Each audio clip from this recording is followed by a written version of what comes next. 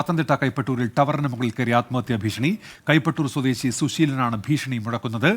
വിവരങ്ങളുമായി ശ്രീജിത്ത് ശ്രീകുമാരൻ ചേരുന്നുണ്ട്. ശ്രീജിത്ത്, എന്താണ് ഇദ്ദേഹത്തിന്റെ ആവശ്യം? ശ്രീജിത്ത്, ഇദ്ദേഹം ചെറിയ മാനസിക പ്രശ്നങ്ങളോ ഒക്കെ ഉള്ള ആളാണെന്ന് പറയപ്പെടുന്നു. അതുമായി ബന്ധപ്പെട്ടാണ് രാവിലെ ടവറിന് മുകളിലേക്ക് കയറിയത്. എന്തോ കുടുംബ പ്രശ്നമാണ് എന്ന തരത്തിലുള്ള വാർത്തകളാണ് പുറത്തുവരുന്നത്.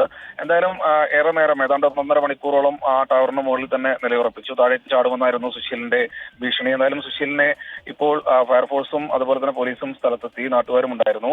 എന്തായാലും അനുനയിപ്പിച്ച് പതിയെ താഴേക്ക് ഇറക്കിയിട്ടുണ്ട്. ഇയാളുമായി സംസാരിച്ചുകൊണ്ടിരിക്കുകയാണ്. അല്പസമയത്തിനകം തന്നെ ആശുപത്രിയിലേക്ക് മാറ്റുമെന്ന് അറിയിച്ചിട്ടുണ്ട്. ശ്രീജിത്ത് ശ്രീകുമാറാണ് പത്തനംതിട്ടയിൽ നിന്ന് വിവരങ്ങൾ നൽകിയത്.